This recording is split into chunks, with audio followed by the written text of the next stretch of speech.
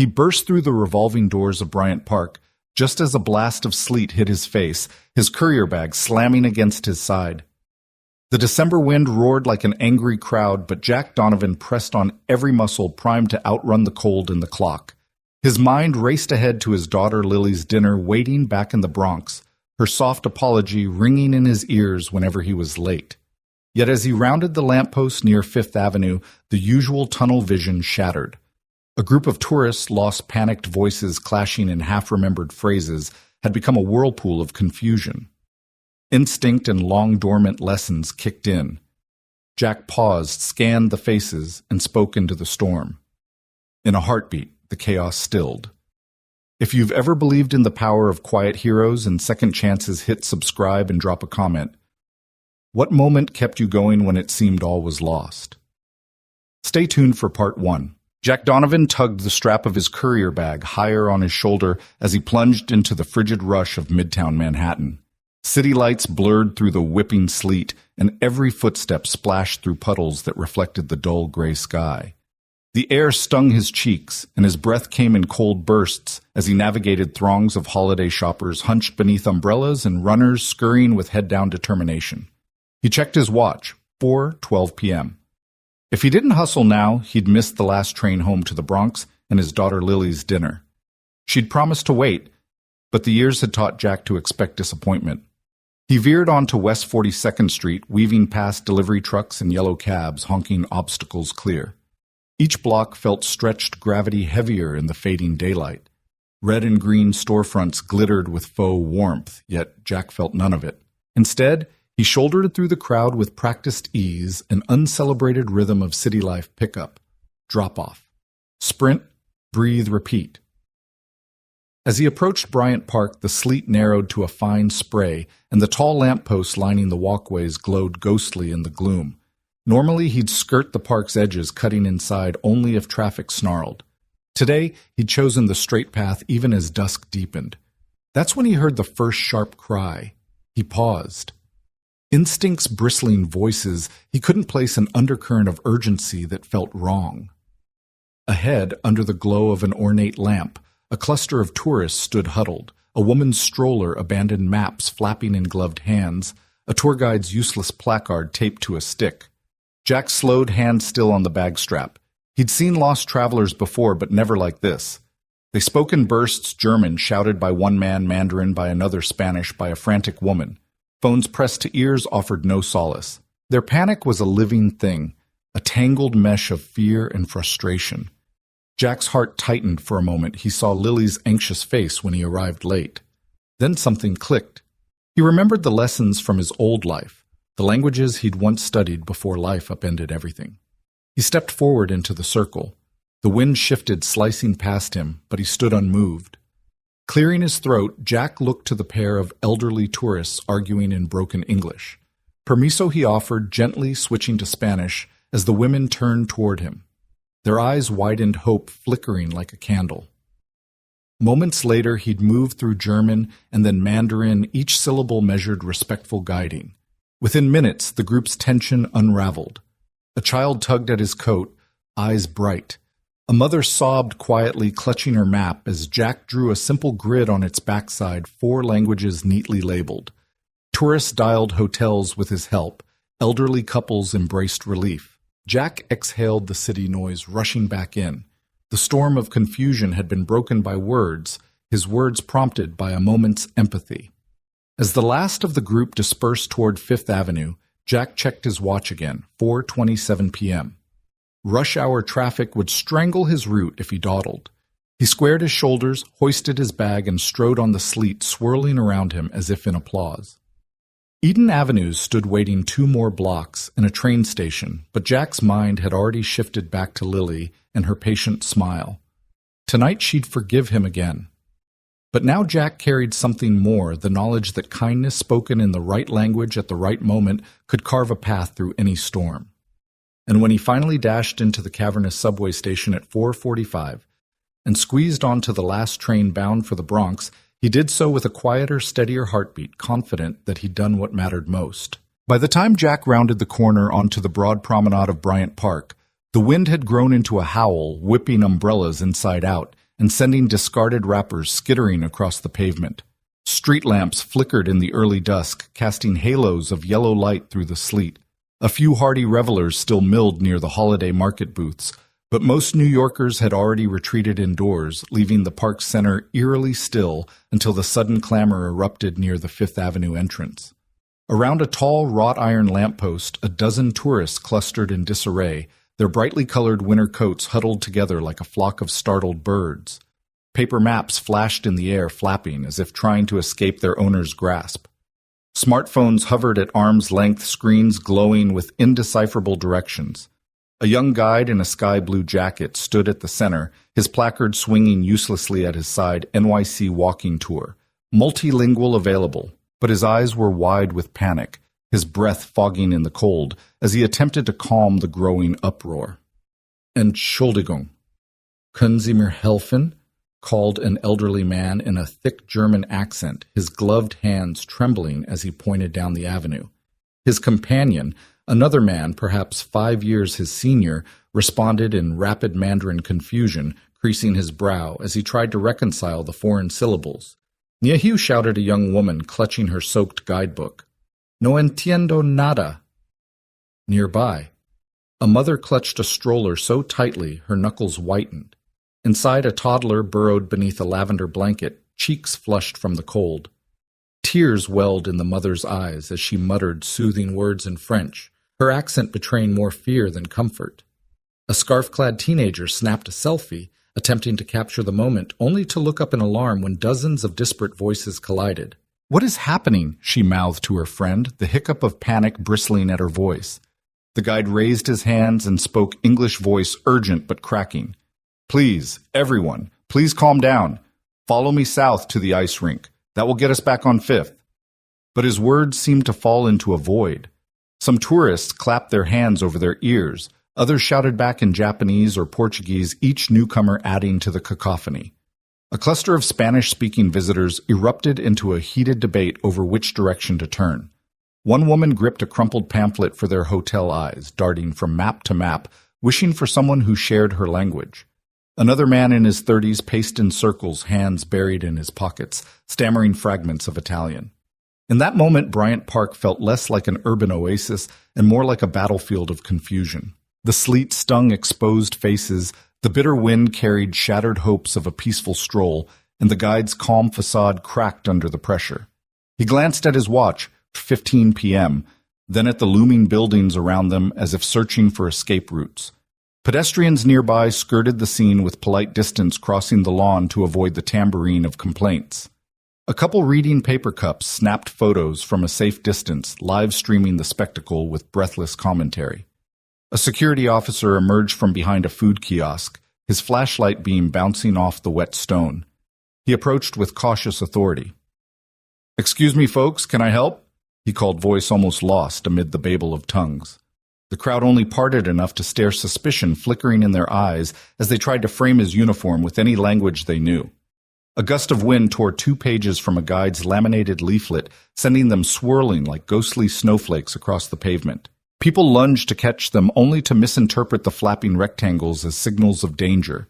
The guide turned in circles, chest-heaving sweat beading at his hairline despite the cold. He tapped the back of his jacket where his company logo should have inspired trust, but the terror in the group refused to diminish. Near the edge of the fountain, a young couple huddled beneath a shared umbrella, their voices low and tense. "Should we call the hotel?" the woman whispered in English. The man shook his head, fumbling for a charger cable. "No signal," he muttered. "Nothing works in this park." An elderly woman, her white hair escaping a knitted cap, clasped a camera to her chest. She blinked back tears. "In my town, people help each other," she murmured, more to herself than to anyone else. "Here, I don't know anymore." A teenage boy, cheeks pink from the cold, hugged his mother's arm and whispered in Korean. His mother patted his hand, but her eyes darted toward every passing stranger, praying someone would rescue them from this confusion. Behind the group, the glass towers of Midtown rose like silent judges, their windows reflecting a fractured tableau of fear. The contrast between corporate calm and human chaos felt brutal inside those towers. Decisions were made with precision, with strategy, with confidence. Out here, raw panic reigned unchecked by protocols or security protocols. The lamppost, once a beacon of light, now stood at the epicenter of disarray. The guide cleared his throat and raised his voice. Por favor, todos juntos, he began in Spanish, then switched mid-sentence to French, pleading for unity. It was a valiant effort, but the group's nerves were unstrung and no single language could soothe all the wounds. A cyclist approached bell ringing and nearly collided with an elderly man brandishing a smartphone. Both skidded to a stop, curses in Polish and Arabic erupting as they tried to right themselves. A toddler in a stroller shrieked with fright, and the mother lunged forward, rescuing her child from imaginary peril. At the core of this human tempest, the blue-jacketed guide finally dropped his sign and placed both hands on his head. He muttered an apology in English, then in Chinese, then in Portuguese, each rendering more desperate than the last. Yet the people around him only grew more frantic, more adrift. Time blurred. The streetlights blinked awake, and sleet became a fine chatter against the pavement. Frost formed on leather coats and silk scarves alike. Everyone had forgotten that they were in one of the world's most visited cities, so busy capturing moments on cameras they couldn't truly experience them. Lost in translation, they teetered on the edge of helplessness. In the space between collisions of sound, Jack Donovan stood just beyond the periphery courier bag, half unzipped. He watched the storm of confusion lips pressed into a thin line. He glanced back toward Fifth Avenue, a map of subway lines etched in his mind, but something stopped him, the raw ache of fear in a child's eyes, the frailty in an older couple's stance, the guide's resigned despair. Jack pulled his scarf tighter, shoulders braced against the wind. With one last look at the swirling crowd, he stepped forward, ready to speak the words they needed, even if he spoke them in 8 different languages. And in that charged moment, as the sleet continued to fall and the city seemed to hold its breath, Jack Donovan became the calm before the storm. Jack stopped a few paces from the lamppost, the rushing wind and sleet muted in his ears the moment he committed to help. He tugged his courier bag higher on his shoulder, drew in a steady breath, and waded into the circle of confusion. The elderly couple stood spine straight, their faces pinched with cold and worry. Jack offered a gentle nod, then spoke in warm, measured Spanish. Señores, ¿quieren mi ayuda? ¿A dónde necesitan llegar? The grandmother blinked her eyes, filling with relief, as she recognized the familiar cadence. She clutched her husband's arm, then pointed shakily toward Fifth Avenue and 42nd Street. Jack smiled and repeated the direction: sigan por esa avenida 2 cuadras hacia el norte, luego giren a la derecha. Encontrarán la entrada del metro justo allí. He spoke slowly, enunciating every syllable so they could follow. The couple let out simultaneous gracias, their shoulders relaxing for the first time. On Jack's right, the man who had shouted in German tapped his foot anxiously. Jack turned to him and switched seamlessly in Entschuldigen, Sie mein Freund. Wo müssen Sie hinlaufen? The man's brow furrowed, then lifted as comprehension bloomed. He pointed down the park path. Jack offered a reassuring pat on the arm and repeated the instructions in German, softening his tone. Gehen Sie geradeaus, 2 Blöcke weiter, dann links. Die U-Bahn-Station ist gut ausgeschildert. The man exhaled audibly, then offered Jack a shaky thumbs up before heading off in the correct direction. A young tourist in a wool hat, overhearing Jack's German, leaned forward and asked a question in Mandarin. Jack pivoted again. Qing Wen Nan Yao Chunali. His Mandarin was deliberate, each character's pronunciation rounded with respect. The woman's eyes sparkled as she realized she could communicate. She asked for her hotel's name in Mandarin. Jack answered carefully and watched as her frown smoothed into a grateful smile. Meanwhile, the guide in the blue jacket attempted to regain control, but his stuttering English only added to the mayhem. Tourists from Portugal, Italy, and Japan all clamored for help. Jack's lips curved in a sympathetic half-smile. He reached into his pocket, extracted a pen and the battered tourist flyer he found at the cafe earlier, now damp, and corners curling, and sketched a simple map. He labeled each street in English and Spanish, then added German labels on the map's edge, followed by Chinese characters along the bottom. As he drew, he murmured directions in rapid succession. Spanish, German, Mandarin, each phrase a lifeline thrown to a flailing swimmer. A child no older than 6 tugged on his sleeve and whispered in English, "How do you speak all those languages?" Jack crouched so his eyes met hers. "A little bit of study, a lot of practice, and a lot of heart," he said gently. The child's eyes grew wide. "You're like a wizard," she declared with glee. Jack ruffled her hair and stood offering a small bow that sent laughter rippling through the group. In the space of 5 intense minutes, the tide had turned. Panic dissolved into cautious hope. A pair of tourists who had nearly collided in frustration now exchanged friendly directions thanks to Jack's translations. The guide's signboard, once mocked as a cruel joke, now read like a tribute to Jack's skill, "NYC Walking Tour Multilingual Miracle on Demand." A teenage couple huddled under an umbrella approached Jack asking for a recommendation on local cuisine. He described a nearby deli. It's famous for its matzo ball soup and knishes. Ask for it in Yiddish, mazlakish. They broke into delighted smiles and seemed almost eager to follow his advice rather than running back to their hotel. Even the security officer who had paused on the outskirts stepped forward and saluted Jack with a nod of respect. "Thanks, man," he said. "You saved a lot of trouble." Jack waved him off with a grin. There was no time for accolades. The work was nearly done. With the last of the tourists pointed down the correct paths, Jack took a moment to survey the aftermath. The group had dispersed in pairs and small clusters, all now moving with purpose instead of panic. Bags were hoisted, maps folded neatly, and smartphones tucked away as the travelers followed the well-labeled routes. Everywhere Jack looked, he saw relief blossoming on faces once clouded with anxiety. He let the breeze wash over him, tasting snowflakes on his tongue, and felt the familiar throb of adrenaline fading into calm. In that moment, Jack Donovan Courier, single dad Bronx native, felt something he hadn't admitted in years, the quiet satisfaction of making a real difference. A woman in a navy wool coat lingered near the lamppost, her oversized sunglasses reflecting the park lights like dark mirrors. Jack recognized her now as the tall observer from earlier. She took a single step forward, eyes bright behind tinted lenses. "That was remarkable," she said in flawless English, her voice calm but ringing with genuine admiration. Jack bristled at the compliment, shrugging as if to say he'd done nothing special. "I just happen to know a few words," he muttered. She shook her head, a small smile touching her lips. "Most people barely know one language. You spoke 8. You didn't just help them, you gave them back their dignity." She extended a thin-gloved hand. Jack hesitated, then took it. Strength met warmth in her grip. The sleet had slowed to a soft dusting, and the park seemed to shimmer in the lamplight, as if the world itself recognized the moment's significance. Jack found himself at a crossroads, the thrum of the city beyond the park gates where his next package delivery waited, and the unexpected invitation before him from this elegant stranger. Yet in that fleeting handshake, Jack realized that this ripple of kindness would carry him far beyond his usual route. As the final tourist waved a grateful farewell and vanished into the city's pulse, Jack Donovan felt the storm of confusion transform into a breeze of opportunity. No wizard's hat or magic wand, just words spoken when they were needed most.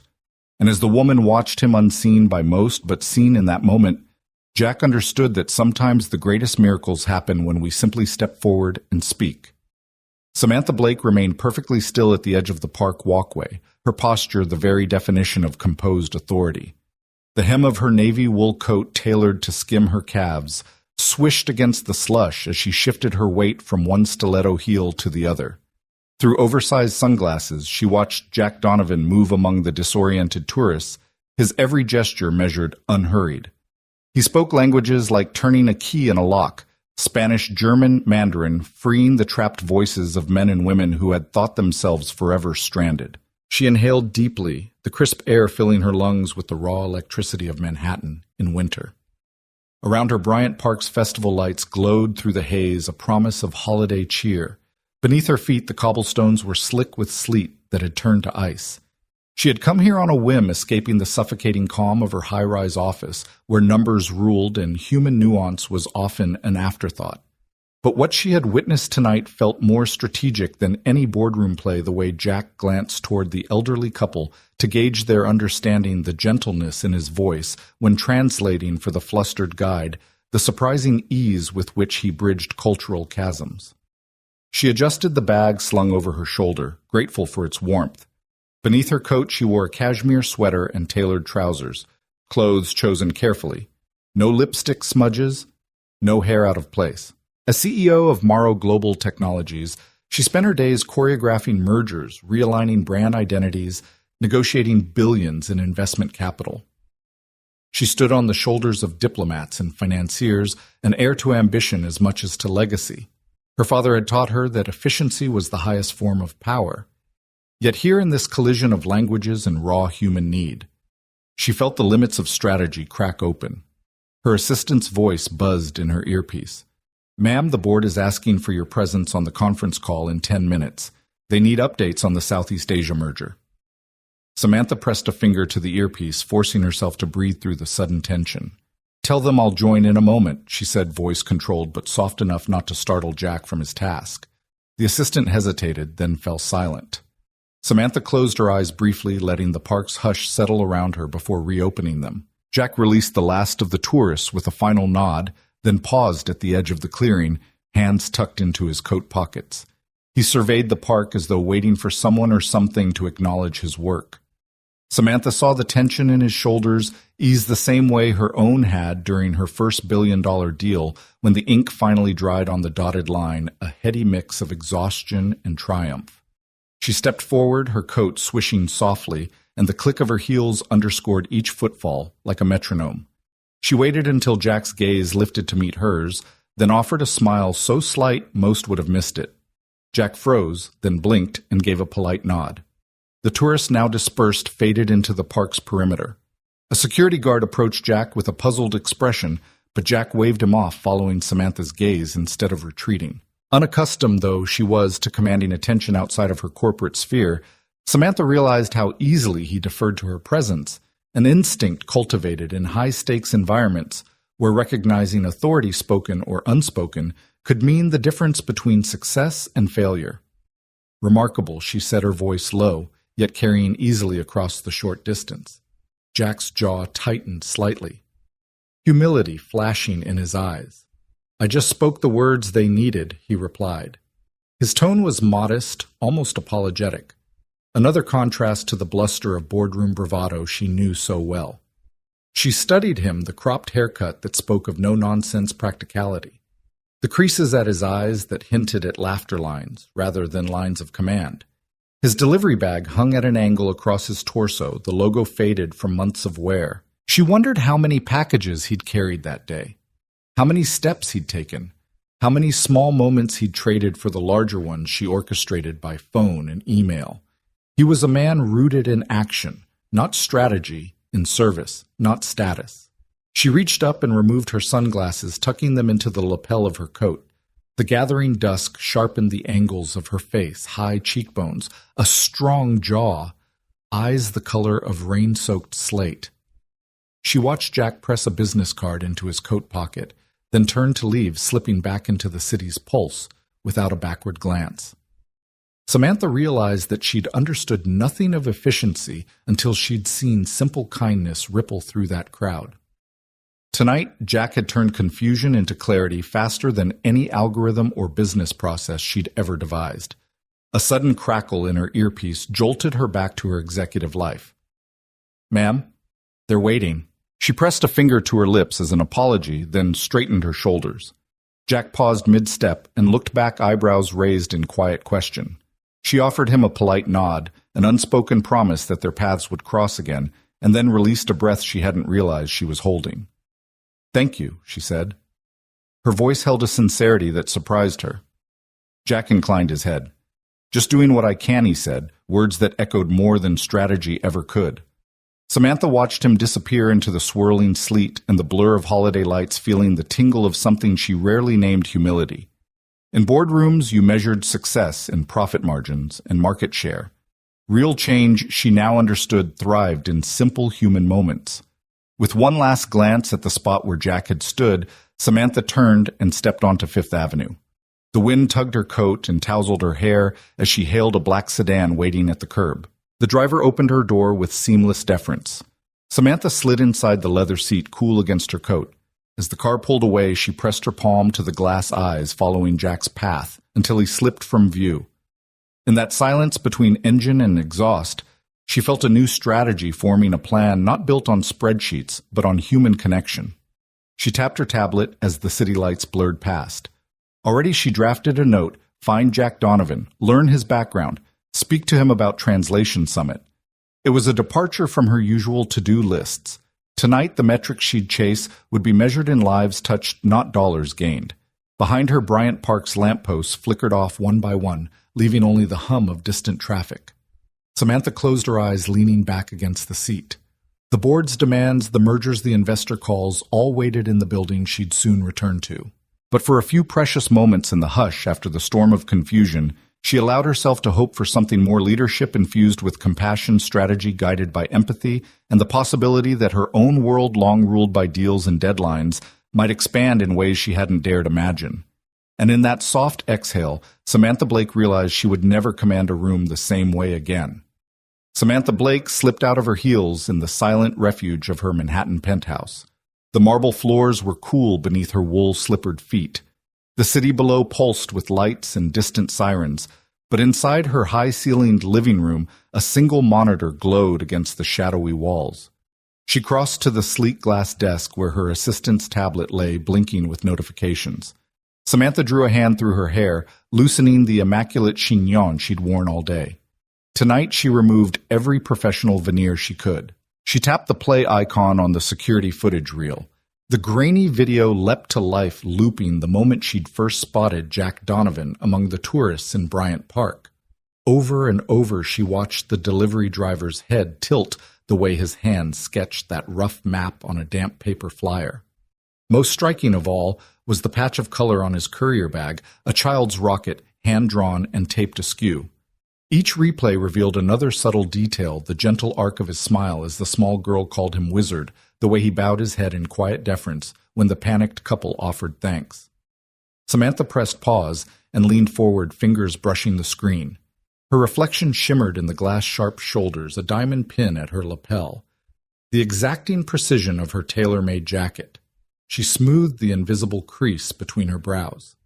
She had tracked boardroom betrayals, unmasked financial leaks, and negotiated millions in hostile takeovers. Yet here in the simplicity of human kindness, she felt strangely unmoored. Late-night rain tapped against the floor-to-ceiling windows, and the friendlier glow of holiday lights drifted in from the street below. Samantha stood and walked to the adjacent alcove where a wall-mounted console displayed floor plans, security logs, and personnel directories for Morrow Global Technologies. The building's HR database pulsed with every employee's record-hire date department review scores. None of it helped her understand Jack Donovan. He wasn't on the payroll. Courier Express was an entirely separate vendor, but that child's rocket M, she murmured to herself, was the clue. She returned to the monitor and keyed in a search for Courier Express in her building's visitor management system. A dozen driver badges scrolled by on the screen, each a year-old photo and name. Samantha's eyes narrowed as she scanned Michael Lee, Nia Johnson, Carlos Martinez. None matched the man with the rocket sticker. She paused at one entry, a J.D. Jack Donovan badge, ID 8297, checked in daily at 8 a.m. and out at 6:30 p.m. His last check-in this afternoon had been at 4:45 p.m., just after he'd cleared the tourists. A quiet thrill crept through her. Samantha tapped a few keys, bringing up Jack Donovan's basic profile date of birth. Hire date, with Courier Express home branch in the Bronx. Curiously, there was a single note attached to his file family sticker on bag rocket. Keep for ID. No other flags. No performance reviews. She let the data sink in a courier whose only noteworthy trait in her system was the hand-drawn rocket, a child's touch on the monochrome rigors of corporate operations. She reached for her phone and scrolled to a saved contact, Clara, executive assistant. One tap brought up her messaging app. Samantha composed a brief directive, subject urgent. Matching ID 8297. Please locate Jack Donovan at Courier Express Bronx branch. Obtain full employment record shift schedule and any emergency contact details. Flag any mention of prior roles or education background. Discretion paramount. I need updates in 1 hour. She hesitated over the send button, recalling the polite nod Jack had given her as she left the park. Sending this message felt like summoning someone into her world, disrupting his routine.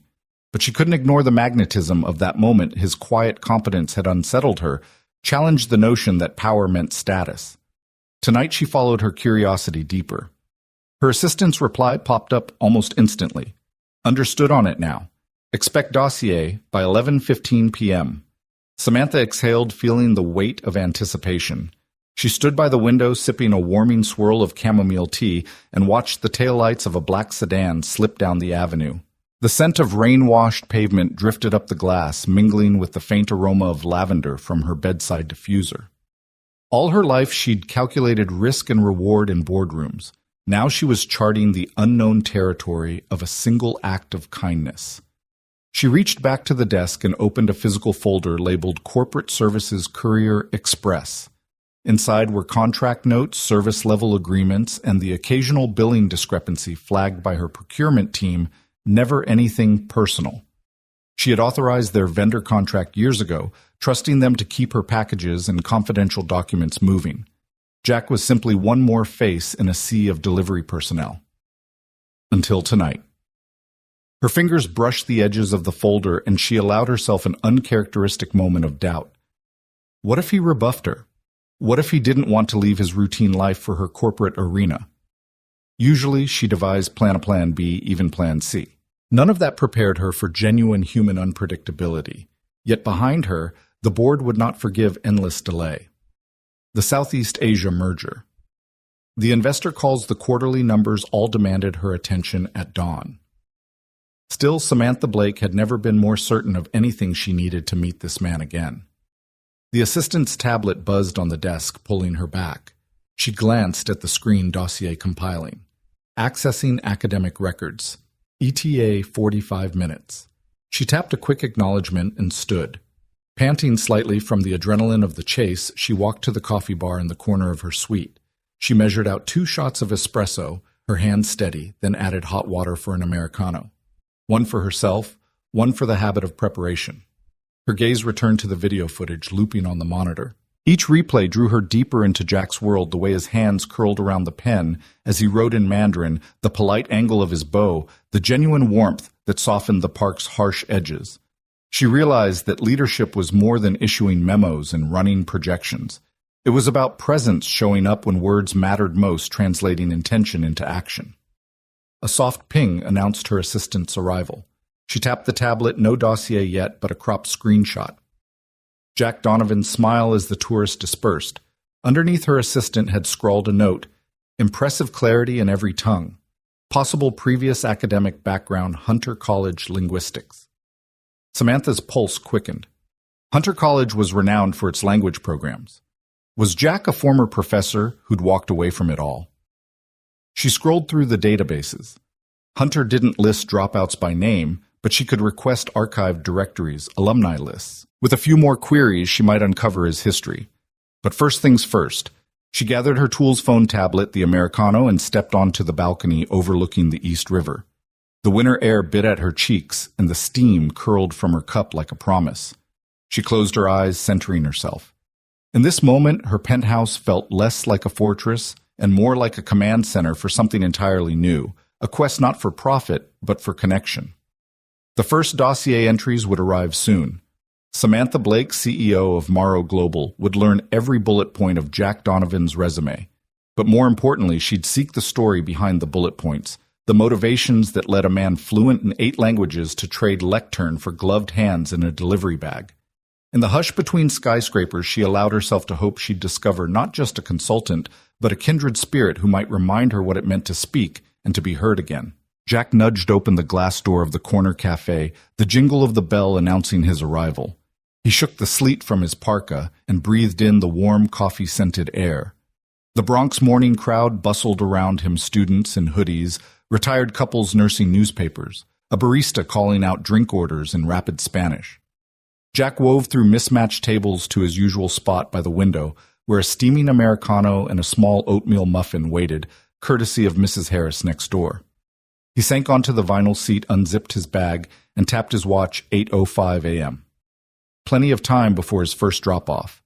He took a thoughtful sip of coffee, letting the bitterness ground him when she appeared tall, composed, every inch the image of quiet power. Samantha Blake stepped into the cafe like she'd never known anything but command. Her hand closed around the door handle for a moment, as if gathering resolve, then she crossed the tile floor in heels that clicked softly, by his table. "Mr. Donovan?" She asked, her voice a calm contralto that cut through the cafe racket. Jack looked up, surprised. "Yes." He offered her a tentative nod. She gestured to the seat opposite him. "May I—" He said nothing, so she slid into the chair, setting a sleek tablet and leather portfolio on the table between them. Jack had expected follow-up questions about her security footage, perhaps a line of inquiry about his multilingual deafness. But Samantha didn't unfold a recorder or begin with credentials. Instead, she looked him in the eye, no sunglasses. Her hair pinched back in a loose chignon, and smiled with an openness that unsettled him. "I appreciate you meeting me," she began, unwrapping a latte and placing it in front of Jack with a warm smile. "This place makes the best coffee north of 149th Street. Jack blinked. "It's Mrs. Harris's doing." He sipped, then offered the latte to her. She declined, her eyes never leaving his. "Thank you," she said, voice steady. He cleared his throat. "To what do I owe the pleasure, Miss—" He paused for her name. "Blake," she supplied. "Samantha Blake." Jack nodded, shifting slightly. "You watched me help those tourists. I'm glad it was helpful." He tucked a loose curl behind his ear. Samantha lifted her tablet and tapped a few keys, turning the screen toward him. There, in crisp bullet points, was a summary of that afternoon's incident. Languages spoken, timestamps, on-the-spot map sketches, and the child's rocket sticker identified. "I tracked down your schedule," she said. "I saw you don't just deliver packages, you rescue strangers." She paused as Jack's eyebrows rose. "I have a summit next month, Global Partnerships Cross-Cultural Engagement. We need someone who doesn't just translate words, but translates intention. I'd like you to consult." The words hung between them like a question mark waiting for conviction. Jack set down his coffee cup and eyed her. "Consult how?" he asked. His voice was cautious, layered over a lifetime of second-guessing offers that sounded too good to be true. Samantha leaned forward, hands clasped. "On stage, backstage, wherever interpretation matters. Simultaneous translation crisis communications will pay you, and I'd like you to help train our internal teams afterward. It's a short-term gig, a week, but it could turn into more." Jack glanced at the cardstock flyer Mrs. Harris had tucked into his bag that morning, Landmark Center, 3rd Avenue Summit. His chest tightened. "I have shifts," he said softly. "And Lily, my daughter needs me. School drop-offs, doctor's appointments." He trailed off, unsure how to explain that nights and weekend shifts paid the rent and kept her therapy appointments covered. Samantha's eyes softened. "I know enough about single parents to understand your priorities." She tapped the tablet again. "We can work around your schedule. Start every morning after your drop-off, finish before pickup. Walk-in sessions, remote follow-ups. No public announcement unless you want one." Her voice brimmed with an unexpected respect that made Jack sit up straighter. He took a deep breath and leaned back. Around them, the cafe's low chatter continued, friends laughing over mugs, baristas calling out names, the whir of the espresso machine. Jack traced the rim of his latte with a fingertip. "Why me?" he asked. "Why not bring in a professional conference interpreter?" He searched her face for any hint of strategy or pity. Samantha's smile deepened. "Because you don't just interpret language," she said. "You interpret people. The way you paused to read the emotions of that elderly couple, the way you bowed to speak to a Mandarin speaker as an equal, it wasn't show. It was genuine. I've seen board presentations and investor calls. I've never been moved the way I was watching you tonight."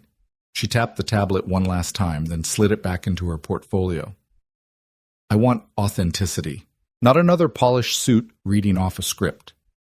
Jack absorbed her words, the implication of trust and belief in his abilities stirring something he hadn't felt in years. He thought of Lily and how her face lit up when he got home, her wonder at his small gestures. He thought of the months worrying over bills, balancing good deeds with necessities. "I need to talk it over with Lily," he said finally. Samantha nodded. "Of course," she replied gently. "And take your time. I can have my team reach out to coordinate the details." Jack looked at her for a long moment. The dawn light filtered through rain-slicked windows fell across her features, casting her in a soft glow. He realized that his world and hers, delivery routes and boardrooms, had just been bridged by this simple invitation. "I'll let you know by tomorrow," he said, pulling a napkin from his pocket. and scrawling his number under her name. Samantha accepted the napkin and tucked it into her portfolio. She rose paid for her latte at the counter with a nod to Mrs. Harris, and returned to thank Jack before heading out into the morning drizzle. He watched her go the confident stride, the trailing scent of her perfume, and for the first time that week he felt the spark of something new.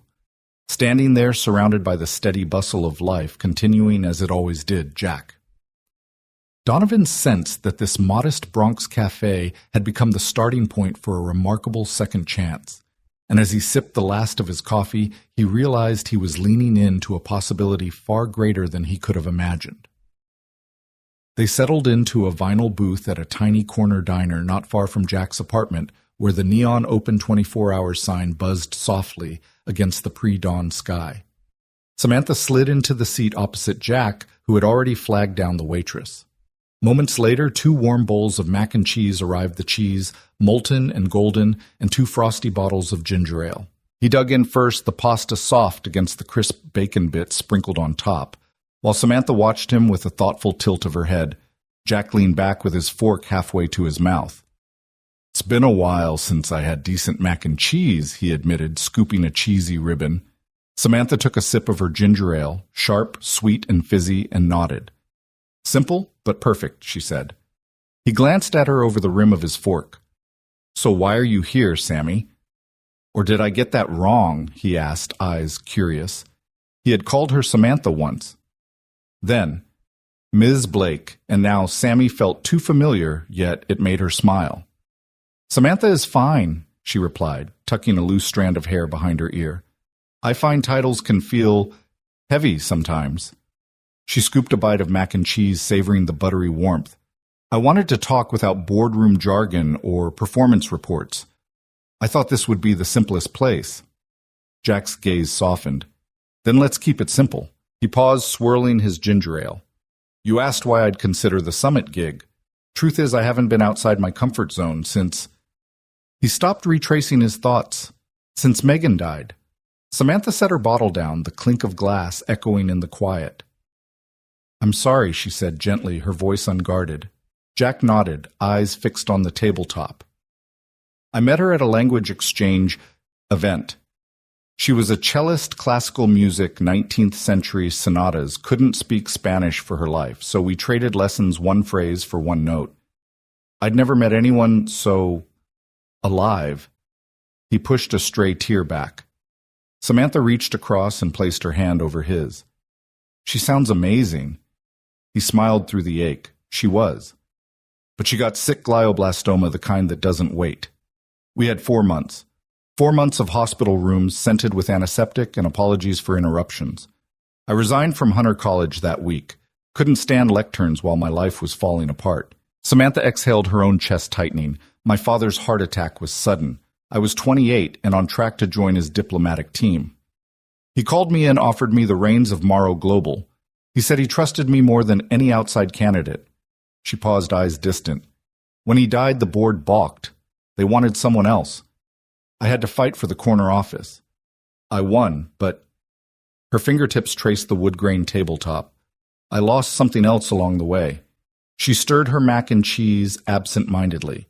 Jack watched her CEO, strategist, negotiator, feeling the fragile humanity beneath the steel. I don't know how you did it, he said softly. Fought your way to the top while the world tried to push you down. She chuckled, a sound equal parts irony and gratitude. I had to. There was no other choice. But somewhere between mergers and board votes, I forgot what it felt like to be part of something that mattered beyond profit. Jack nodded, finishing his ginger ale. Megan used to say music was the only truth in the world. Speak from the heart, not from the page. He paused, gently tapping his ring finger where Megan's wedding band had been. I didn't understand until she was gone. Samantha leaned forward. Tell me about your daughter. He blinked, the sudden shift pulling him back from memory's cliffs. Lily, he said. She's 6. Born 2 months early, 5 pounds on a good day. I'd never held a baby in an incubator before. The doctor said she might not. His voice cracked and he set his fork down. Samantha reached for both his hands. She's a fighter, she said. Just like her dad. His lips curved. She is. She asked me once why helping people speak mattered so much. I told her words build bridges between hearts. She nodded, then went back to drawing rockets. Samantha's eyes misted. Rockets, huh? My niece's favorite, too. She paused. Listening to you now. I realize I've spent so long speaking in boardrooms that I forgot how to speak in living rooms. I forgot how to use my voice to comfort, not to command. Jack's voice was low but firm. You've got a hell of a voice. You should use it. Their eyes held across the table as the waitress cleared their empty bowls and offered more napkins. Steam traced the counter's edge, and somewhere a jukebox crackled to life with a blues riff. Outside, the last of the early morning crowd drifted by. Samantha smiled not just with gratitude, but with recognition. I came here to find a consultant, she said, but I think I found someone who reminds me what matters. Jack reached into his coat pocket, pulling out the worn Cruiser's Express badge and the faded map with smudged pencil lines. He laid them on the table. You asked why I do the summit. Because Lily needs stability, yes. But I need to feel useful again, not just busy. You and we both need something real. Samantha nodded, her hand hovering over the badge. I think we both found more than a consulting gig tonight. He leaned in, voice soft but steady. A second chance. They lapsed into a companionable silence, two souls bridging disparate worlds over mac and cheese and ginger ale, vulnerability knitting them together in ways no boardroom deal ever could. Jack stood off to the side of the gleaming stage at the Grand Intercontinental Summit Hall, shoulders squared beneath his charcoal blazer.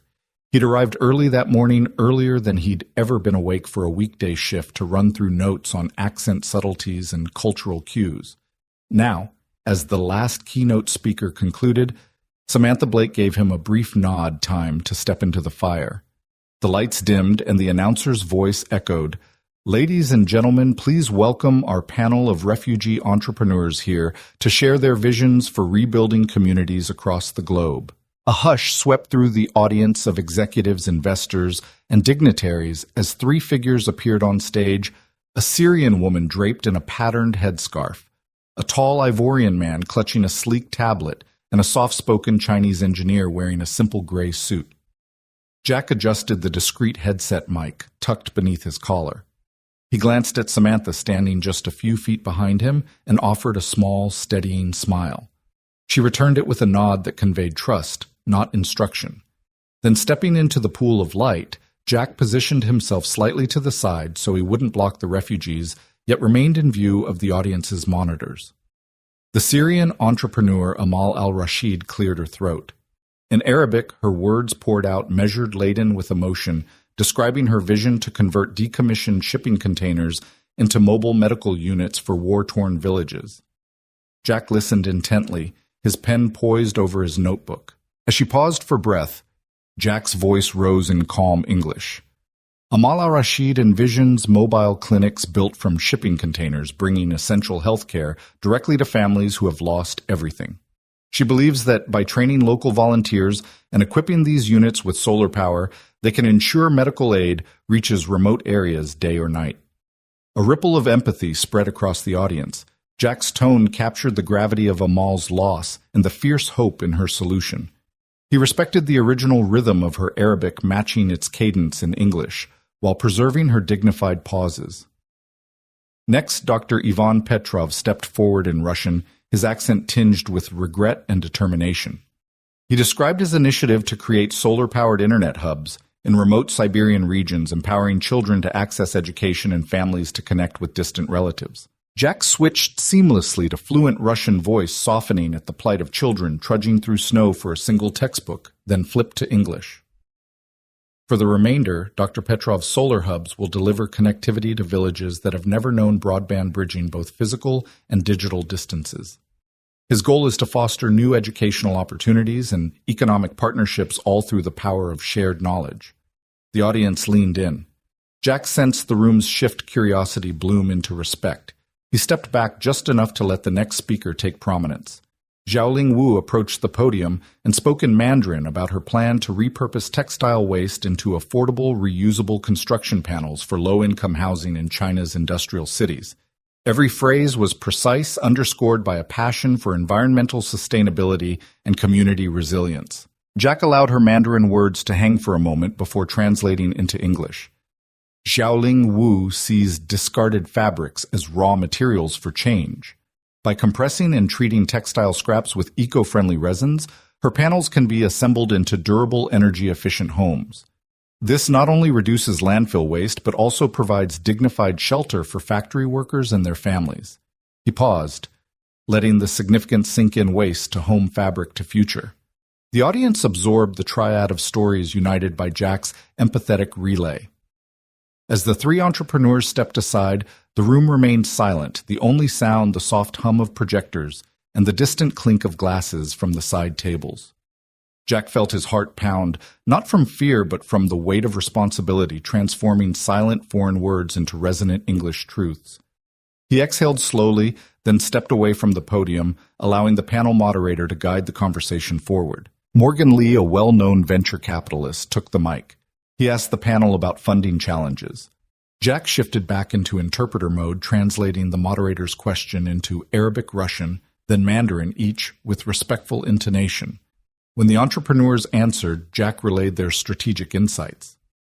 Microgrants for community stakeholders, public-private partnerships for solar infrastructure, and seed funding tied to environmental impact metrics. Every nuance, every subtle shift in tone, he carried across languages with fidelity. During the Q&A, an executive from Dubai raised a hand. Amal, how will you navigate security risks in conflict zones? Jack translated the question into Arabic. Amal responded with careful candor, outlining her protocols for local liaison remote monitoring and volunteer safety training. Jack mirrored her measured restraint, ensuring that her English translation conveyed both caution and conviction. A hush followed. Jack closed his eyes briefly, feeling the gentle surge of connection, not just between speakers and listeners, but between cultures. The summit's exhibit halls, once sterile arenas for PowerPoint champions, now felt like a living forum for human futures. When the final question concluded, Jack stepped forward again. Samantha joined him on stage, placing a supportive hand on his shoulder. The room erupted in applause, a standing ovation that shook benches and echoed against high ceilings. Jack felt heat rise in his cheeks, and he bowed slightly, grateful for the recognition, but reminding himself that the applause belonged to the entrepreneurs whose voices he had amplified. Samantha raised her arms, gestures concise and commanding, and thanked the audience for embracing the panel's vision.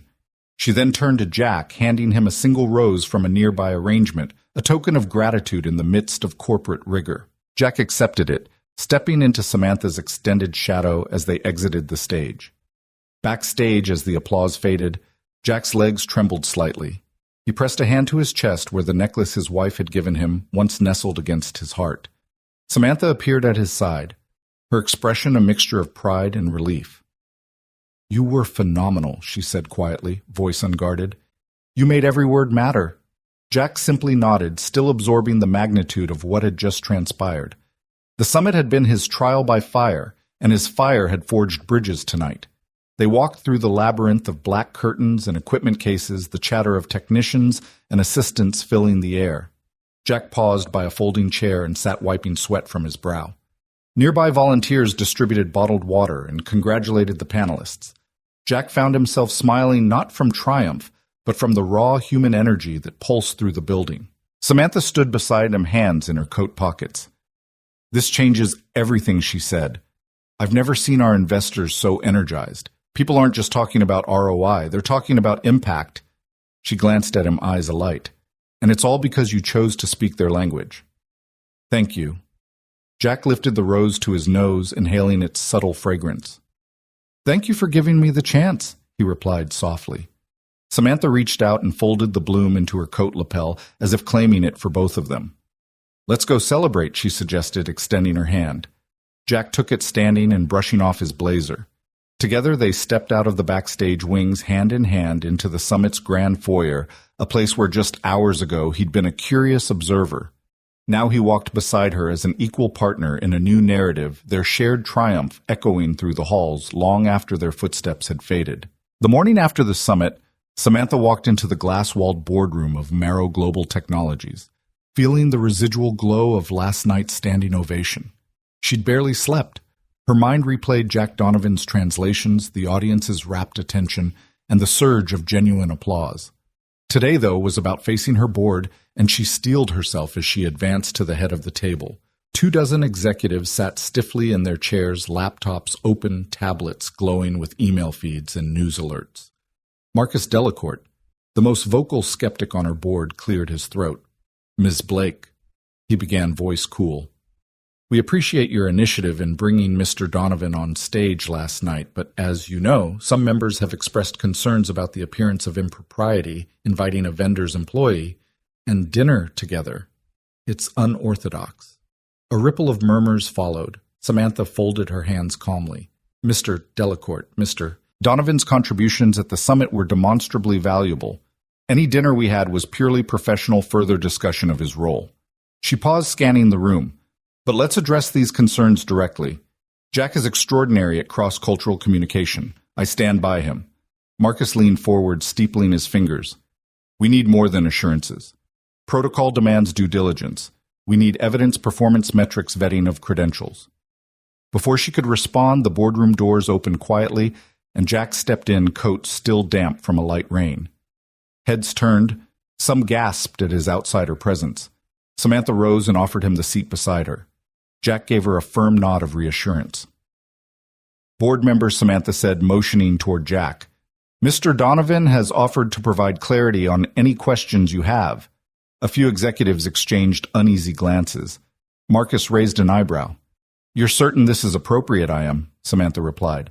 "Jack, the floor is yours."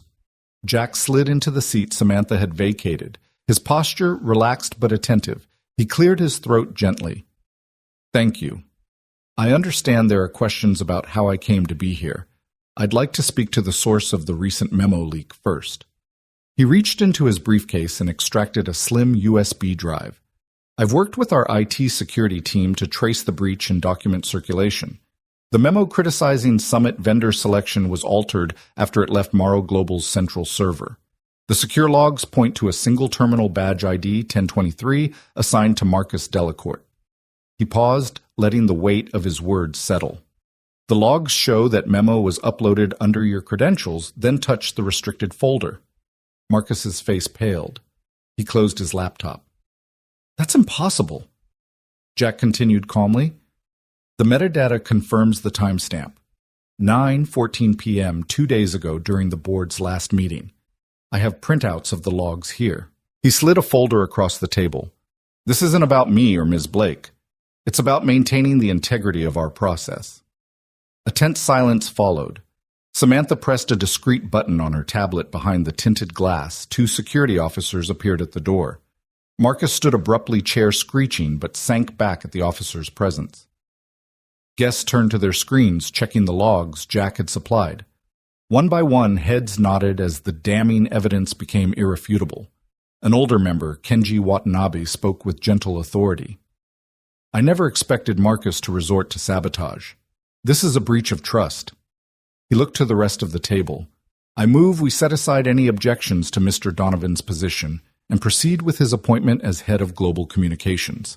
His vote was met with hesitant agreement clicks of accept confirmations on tablets, hands raised in digital poll. Marcus, chest heaving, tried to speak but sputtered. Samantha leaned in, voice steady. "Thank you, Kenji. The board's decision is clear." She turned to Jack. "Do you accept the board's reaffirmation?" Jack nodded. "With gratitude, and I look forward to earning your trust through my work." He folded the folder and placed it in his briefcase. As the meeting adjourned, executives filed past Jack and Samantha, offering quiet apologies and nods of respect. Marcus lingered at the door, face drawn, but he said nothing. Outside, the rain had ceased and the city skyline hung bright against a gray sky. Samantha and Jack emerged into the corridor. She turned to him, relief softening her gaze. "I couldn't have asked for a stronger defense." Jack gave a modest shrug. "We did the right thing. Integrity matters." He slipped his briefcase strap over his shoulder. "And now we move forward." Samantha gave his hand a brief squeeze. "Forward," she agreed. Together they walked down the hallway toward her office, 2 people from different worlds united by trust, vindicated in the most public of arenas. Early spring found Samantha and Jack standing before a red brick building on East 147th Street, the old McKinley Branch Library, long shuttered and shuttered too quietly among neighborhood bustle. Weeds poked through cracked stone steps, and the wood-framed windows were streaked with grime and faded city posters.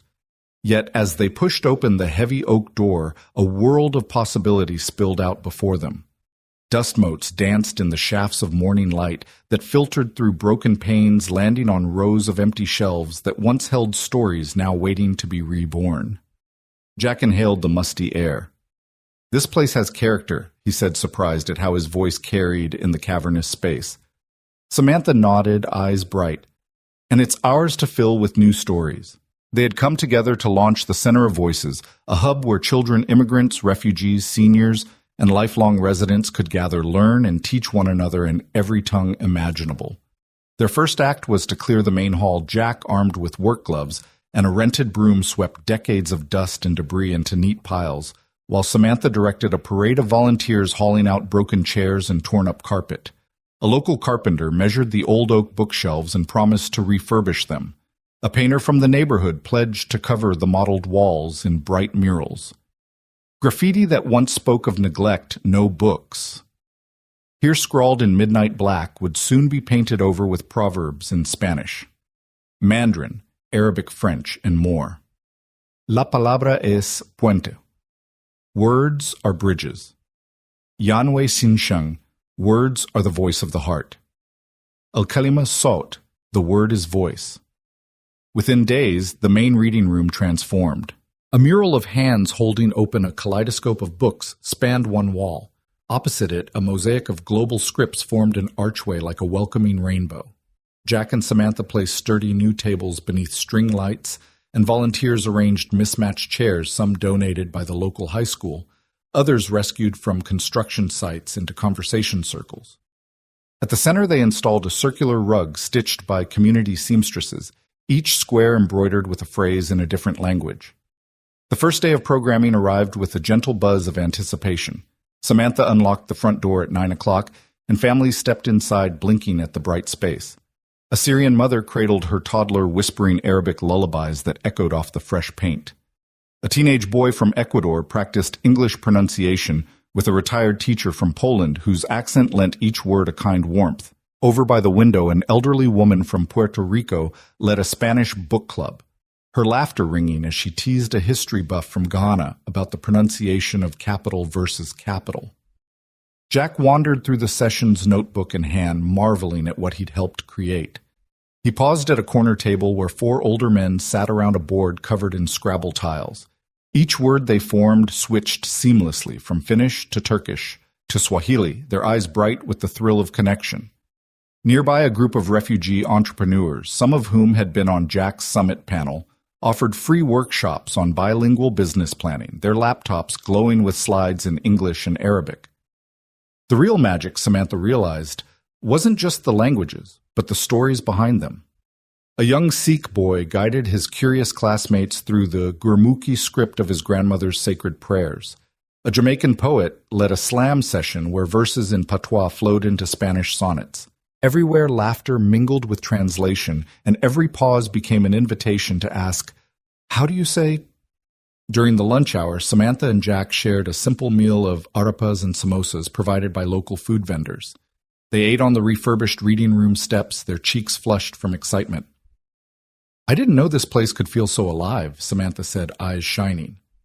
Jack nodded, finishing his arepa. "It's like the building was waiting for us." At 2 o'clock, the official ribbon-cutting ceremony began. Community leaders, council members, and even a few former library patrons gathered at the entrance. Samantha gave a short speech, voice steady, yet brimming with emotion. The Center of Voices isn't just about language. It's about listening and understanding. Here, every word matters, every voice counts. She handed the oversized scissors to Jack, who hesitated only a moment before snipping the burgundy ribbon. Applause erupted, echoing down the reopened corridors. The celebration spilled back inside. Children raced through the aisles, their giggles weaving around the volunteers who guided them in scavenger hunts for books in unfamiliar alphabets. Jack escorted Lily, now recovered and full of mischief, through an arts and crafts corner where participants painted bookmarks decorated with their own hand-drawn rockets and rockets etched with Chinese characters. Samantha watched as the little girl waved her creation proudly, and she felt a surge of gratitude for the path that had led them here. As evening fell, the center dimmed its lights and flicked on a few lamps, creating cozy nooks where language classes continued under lantern glow. Jack and Samantha lingered by the door, watching families depart with tote bags brimming with novels, word charts, and fresh hope. A group of volunteers hugged each other goodnight, promising to return at dawn to prepare for tomorrow's poetry workshop. Jack turned to Samantha, a soft smile on his face. "We did it," he murmured. She nodded, her eyes reflecting the warm lamplight. "We did." Behind them, the center of voices stood proud, its walls alive with color, its halls echoing with laughter and conversation. It was more than a reclaimed library. It was a living testament to the power of language to heal, to teach, and to unite. And as Samantha and Jack walked away into the gentle hush of the South Bronx night, they both knew that this was just the beginning of a new chapter. One where every voice, no matter how small, could finally be heard. Saturday dawned crisp and golden, the kind of morning that seemed to promise anything was possible. Samantha pulled on her boots and wrapped a scarf around her neck before stepping into the kitchen, where the smell of brewing coffee mingled with the faint hint of maple syrup. Jack was already there, balancing Lily on his hip as he flipped pancakes on the griddle. "Easy on the batter," Samantha teased, handing him a plate. Lily, her hair in pigtails, giggled and held out a tiny spatula as if it were a trophy. "I help?" she asked, eyes bright. By mid-morning, the trio was weaving through the stalls of the South Bronx Farmers Market. Jack carried Lily on his shoulders, her small hands gripping his forehead for balance, while Samantha strolled beside them, with a wicker basket looped over her arm. The market vibrated with life vendors called out over piles of ruby-red strawberries and baskets of heirloom tomatoes. The scent of fresh-baked bread drifted from one tent, mingling with the earthy perfume of honeycomb and the tang of pressed apple cider. Their first stop was the pancake booth, where a lanky teen in a flour-dusted apron served stacks of fluffy golden cakes. Jack lifted Lily down and scooped her onto a stool, her little legs dangling as she surveyed the array of toppings. Samantha ordered 3 pancakes, selecting extra maple syrup and a side of whipped cream. Lily's eyes widened when the vendor brought out a jar of wild blueberry jam. "Can I have a taste?" she asked. The vendor handed her a small wooden spoon. Lily dipped it into the jam and popped a dollop into her mouth, then grinned at Jack. "Blueberry rocket," she declared, holding up her sticky spoon. Jack laughed and wiped her chin with a napkin, smudging a smudge of blueberry across her cheek. Next they wandered toward the honey stand, where hives of glass jars sparkled like amber jewels in the morning light. Samantha sampled a spoonful of cinnamon-infused honey, the spice warming her tongue. Jack chatted with the beekeeper about seasonal harvests, while Lily darted between jars, marveling at each one.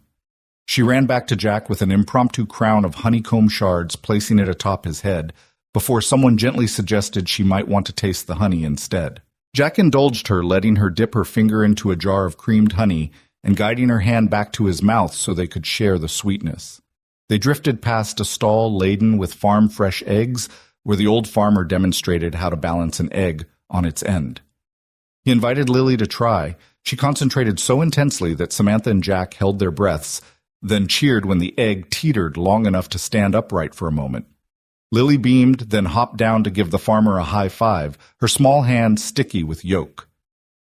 Their basket began to fill a loaf of country sourdough, a wedge of sheep's milk cheese wrapped in wax paper jars of peach preserves and tangy cherry jam. Samantha paused by a stall selling fresh flowers and picked up a bunch of daffodils. "For the kitchen," she said, breathing in their bright scent.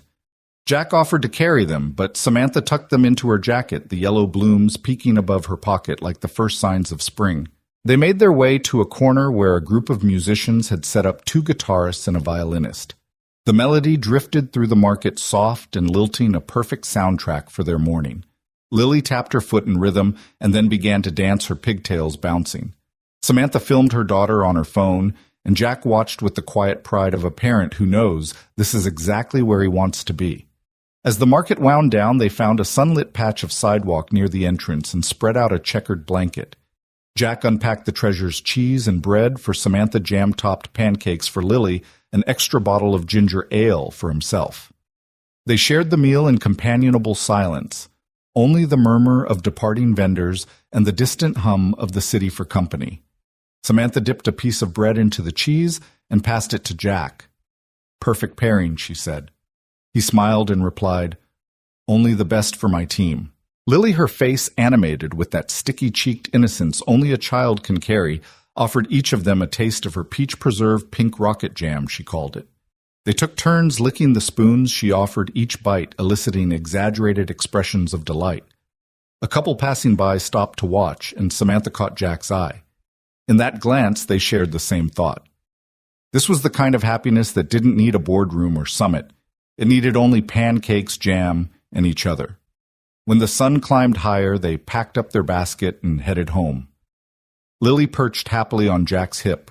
Samantha carried the blanket, its corners drifting in the breeze, like a promise of many more mornings just like this. As they turned the corner toward their street, Lily stretched out her arms and asked, "Again next weekend?" Jack and Samantha exchanged a knowing smile. "Absolutely," Jack said, tucking her closer. Samantha reached for his hand, weaving their fingers together. And in that simple gesture, three souls forging a new rhythm against the city's relentless pace, they stitched together a tapestry of hope, belonging, and the gentle magic of rituals made sacred by love. Late spring air settled over the city as Jack stepped onto the rooftop terrace of Samantha's penthouse, the hum of traffic softened by distance, and the gentle glow of string lights overhead. The bulbs suspended on slender wires cast pools of warm light across the wooden planks beneath their feet. Below the skyline shimmered glass towers reflecting the last rays of sunset church steeples, standing sentinel over winding streets, the city's pulse visible in each illuminated window. Samantha was already there, seated on a plush outdoor love seat, two steaming mugs of chamomile tea resting on the low table in front of her. Jack paused a moment, savoring the hush. Nothing about this evening required anything more spectacular.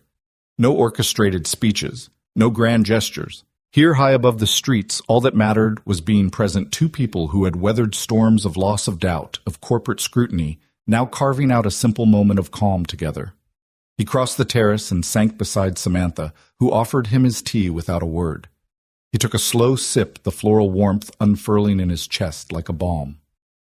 She watched him, the soft light catching in her eyes, and Jack felt the steady thrum of connection that had grown between them, an unspoken language of steadiness and understanding. He reached out, brushing his thumb along the back of her hand. Her fingers curved around his, their palms settling together in a perfect fit. In this small clasp, they had found a promise deeper than any honeymoon vow or corporate alliance. It was the promise of presence, the decision to stay, come what may. They sat in silence, watching the city transform from twilight to night. A breeze teased strands of Samantha's hair across her cheeks.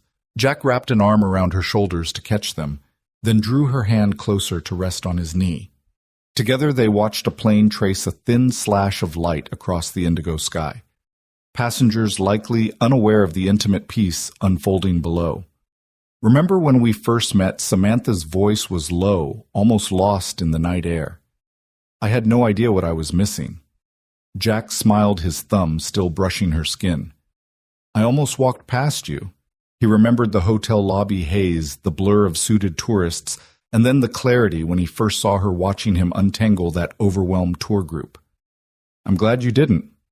She turned to him, chin-tilted vulnerability flickering behind her composure.